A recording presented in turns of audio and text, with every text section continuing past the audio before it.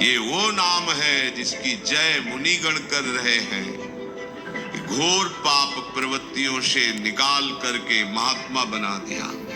उल्टा नाम जपत जग जाना, वाल्मीक भय ब्रह्म समाना। कोई और दूसरा साधन नहीं।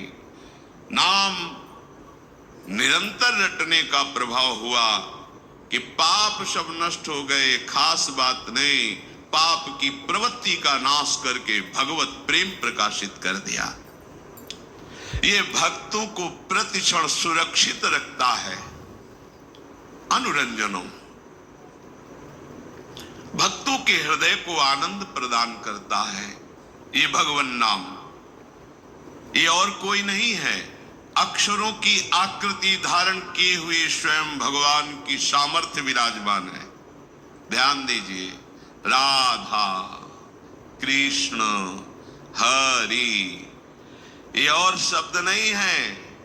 ये साक्षात प्रभु की अपार सामर्थ्य अक्षर की आकृति धारण करके आपकी जिह्वा पर आ गई है। इसमें यदि आपकी श्रद्धा हो गई तो आप सारी की सारी सामर्थ्य आपके हृदय में ये नाम जागृत कर देगा। उत्कर्ष प्रदान करने के लिए सदैव गरज रहा है भगवन नाम। आपको महामहिम पद में पहुंचाने के लिए समर्थ है नाम। प्रभु को अधीन करके आपके हृदय में प्रकाशित करने की सामर्थ्य एकमात्र नाम में विराजमान है। नाम में यदि कोई अनादर पूर्वक नाम उच्चारण करे तो उसका कल्याण हो जाता है। तुम अश्रद्धा पूर्वक बोले राधा राधा, यही आपका कल्याण कर देगा। इसमें श्रद्धा की आवश्यकता इस कोटि से नहीं है कि जैसे आग को छुओ तो श्रद्धा की आवश्यकता नहीं है, उसकी सामर्थ्य जला देना। दाहिका शक्ति आपको जला देगी। आप अश्रद्धा से छुओ, गुस्सा से छुओ, अपमान करने के लिए उसे छुओ तो भी वो आपको जला देगी, क्योंकि उसमें दाहिका शक्ति है। जहर में मारण शक्ति है। श्रद्धा से पियो, अश्रद्धा से जबरदस्ती कोई पिया दे तो भी मरी जाओगे, उसमें मारण शक्ति है। नाम में तारण शक्ति विराजमान है। अश्रद्धा से बोलोगे राधा राधा तो भी तार देगा नाम। ओहो, यदि अब भी समझ में नहीं आ रहा, भगवान जाने तुम्हारी क्या गति होनी है। संकेत में, परिहास में, अनादर में, उपहास करने के लिए यदि नाम का उच्चारण कर लिया तो लिंग देह पर्यंत समस्त भयंकर पाप समूहों को समूल नष्ट कर देता है नाम। तो अनादर आदपि मना गुदीरितम, अनादर पूर्वक कोई यदि नाम ले तो भी उसका मंगल कर देता है नाम। आहा, निखलोक ताप पटलिम विलुम्पशी, जो महान कष्ट देने वाले, जलाने वाले हमारे पाप कर्म तैयार हैं हमको नष्ट करने के लिए, ये नाम उनको नष्ट कर देगा। अतः उपासक नाम को स्वीकार करे, ये चिंता न करे कि मुझे भगवान स्वीकार करेंगे कि नहीं। नाम को तुम स्वीकार, बड़ी खुली छूट है। प्रभु स्वीकार करेंगे कि नहीं, इसमें हमें विश्वास करना पड़ेगा महात्माओं का, हमें अनुभव की तरफ बढ़ना पड़ेगा। पता नहीं कितने दिनों में अनुभव होगा कि भगवान मुझे स्वीकार किए हैं कि नहीं। पर यह बात तो अभी आनंद दे रही है, हमारी स्वीकृति की बात है कि हम आज अभी इसी क्षण नाम भगवान को स्वीकार करते हैं, जो अक्षर रूप से आकृति धारण करके हमारी जिह्वा पर विराजमान है। नच नामाभासः पापान्येव दग्ध्वा निवर्तते अपितु स्ववाच्ये भक्तिं च प्रकाशयतीत्याह। ये केवल कथन मात्र नहीं है। ये तो नाम की महिमा ऐसे गा रहे हैं, पता नहीं सत्य वस्तु है कि नहीं। नामाभास केवल पापों को जलाकर निवृत्त नहीं हो जाता, वो अपने वाच्य को अधीन करके हृदय में प्रेम प्रकाशित कर देता है। जैसे कृष्ण ये वाचक है और कृष्ण रूप ये वाच्य है। ये वाचक, ये नाम उस रूप को आकर्षित करके उसके प्रति अपार प्रेम प्रकट करके आपके हृदय में स्थापित कर देगा। कितनी अपार महिमा है और कुछ करने की जरूरत ही नहीं है। कितना समर्थ है नाम। कहते हैं यदा भासोप्युद्यन कवलित भवध्वांत विभवो दृशम तत्त्वान्धानामपि दिशति भक्ति प्रणयिनीं जनस्तस्योदात्तं जगति भगवन्नाम तरणे कृतीते निर्वुक्तुम कहि महिमानं प्रभवति। हे भगवन नाम सूर्य, जिसने आपको स्वीकार कर लिया उसके जीवन में अंधकार नहीं रह गया। जैसे हम प्रकाश में देख पाते हैं, भ्रम हो जाए कि रस्सी में सांप है तो बिना प्रकाश के नहीं देख पाएंगे। तो जैसे हम प्रकाश में देख पाते हैं कि वो सर्प नहीं, वो रस्सी है। हमारा भ्रम था कि हम रस्सी को सर्प मानकर भयभीत हो रहे थे। ऐसे ही नाम भगवान रूपी सूर्य के प्रकाश में हम देख पाते हैं ये जगत नहीं, जगदीश ही जगत बने हुए हैं। वासुदेवा सर्वमिति समहात्मा सुदुर्लभा, सर्वत्र भगवत दर्शन कराने की सामर्थ्य नाम में विराजमान है।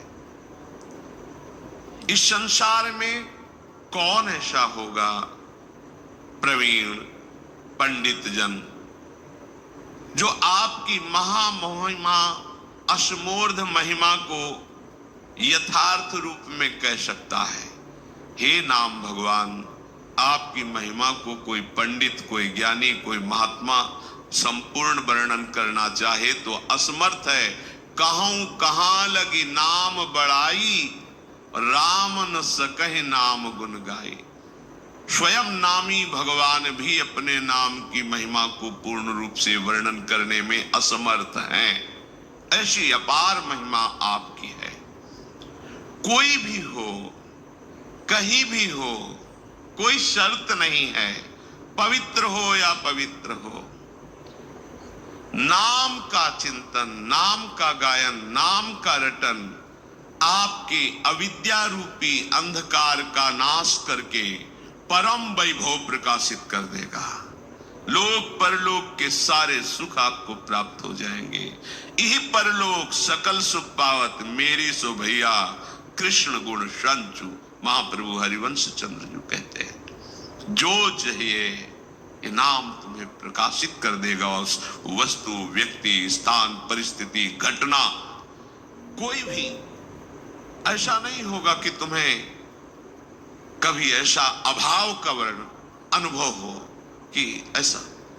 जिस समय नाम का एक छत्र राज्य हो जाता है तो और कोई भाव ही नहीं रह जाता, क्योंकि पता चल जाता है इस माया के नाटक में फंसने से जो हमें दुख मिला, अशांति मिली, क्लेश मिली, वो हमें गलती समझ में आ जाती है। इसलिए वस्तु, व्यक्ति, स्थान, घटना, परिस्थिति की मांग ही खत्म हो जाती है।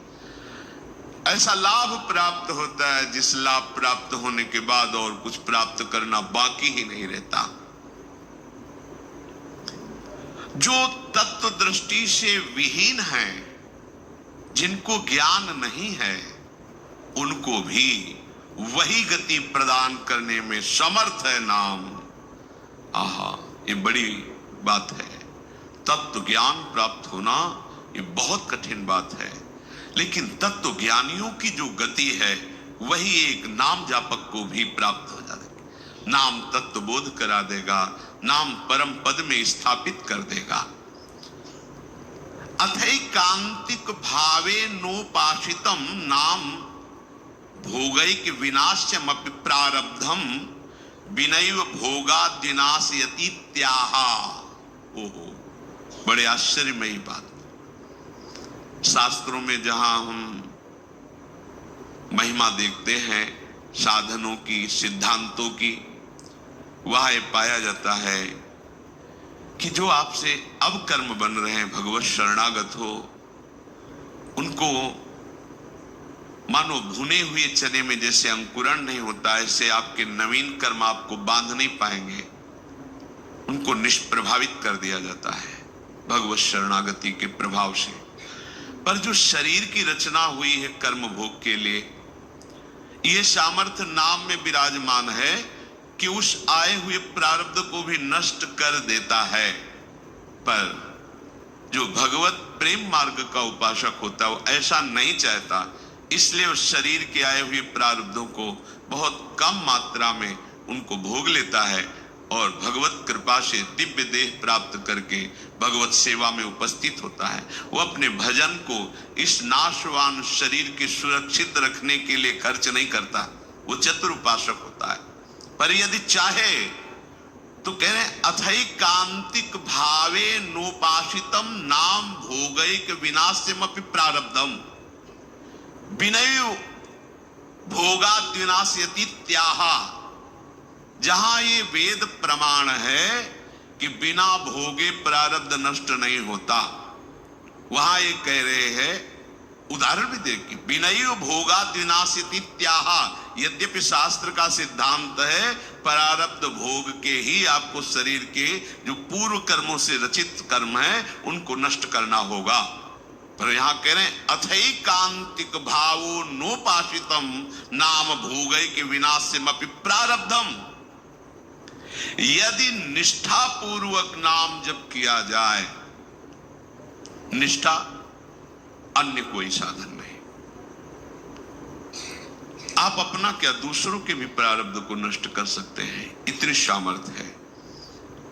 एक बार कबीरदास जी के शरणागत हुए दिग्विजयी पंडित गंगा स्नान करने जा रहे थे। उन्होंने देखा बड़ी भीड़ लगी हुई है और शोरगुल हो रहा है। उस भीड़ में कौतूहल वश गए, क्या है, क्या हुआ? तो उनका कि आदमी आत्महत्या करने जा रहा था गंगा जी में, हम लोगों ने जबरदस्ती से रोक रखा है। वो कमर में पत्थर बांधे हुए बिल्कुल कगार पे खड़ा हुआ था, लोगों ने पकड़ रखा था। वो भाई आप ऐसा क्यों कर रहे हैं? आत्महत्या सबसे निंदनीय महापाप है, इसको बहुत भोगना पड़ता है। आप ऐसा न समझिए कि शरीर छूट जाएगा तो आप सुखी हो जाएंगे, बहुत दुर्गति भोगनी पड़ेगी। क्यों आत्महत्या करना चाहते हो? तो उनका मेरे शरीर में गलित कुष्ठ तुम्हें दिखाई नहीं दे रहा, इसकी दुर्गंध से मैं ही इतना पीड़ित हूं। दर्द तो है ही, पर इतनी दुर्गंध है कि बस मृत्यु ही मुझे अच्छी लग रही है। कोई औषधि काम नहीं कर रही, कोई मेरे से बात नहीं करता, कोई मेरे नजदीक नहीं आना चाहता। बोलो मैं ऐसी जिंदगी कैसे धारण करूं? मैं खुद उब गया हूं इस जीवन से, पूरा शरीर सड़ रहा है, इतनी भारी दुर्गंध है, कोई नजदीक नहीं आता, कोई मुझे प्यार नहीं करता, कोई मेरी सेवा नहीं करता, कोई मेरे से बात नहीं। अब कैसे मैं जीऊं? देख लो कर्म का फल, देख लो। आप आज स्वस्थ हैं तो आप भजन छोड़कर मनमानी आचरण कर रहे हैं। कल जब ऐसे कर्म फल की स्थिति आएगी जो आप कर्म किए हैं कि आपसे कोई बात भी नहीं करेगा, आपके पास भी नहीं कोई बैठेगा, आप खुद जीना नहीं चाहेंगे, वो कर्म आपको इतना दंड देगा।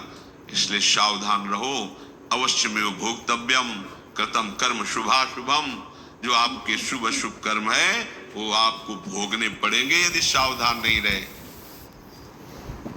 उन्होंने कहा कि तुम भगवान नाम की महिमा को जानते नहीं हो।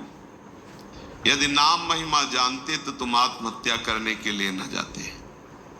छोड़ो पत्थर, मैं जो कह रहा हूं मेरी बात मानो। कमर से रस्सी से मैं जो पत्थर बांधा था छोड़ दिया। बोले खड़े हो गंगा जी में और आओ डुबकी लगाओ, हिलाओ डुबकी लगाओ। 3 बार बोले, एकदम खत्म। ये उनकी कोई सुकृत नहीं थे जिसके शरीर में गलित कुष्ठ था। एक तो ये महान विद्वान शास्त्रज्ञ, दूसरी बात गुरु कृपा पात्र, तीसरी बात नाम महिमा को समझ चुके थे कबीरदास जी के द्वारा। कबीरदास जी ने इन्हीं को परास्त किया था। ये दिग्विजयी पंडित थे,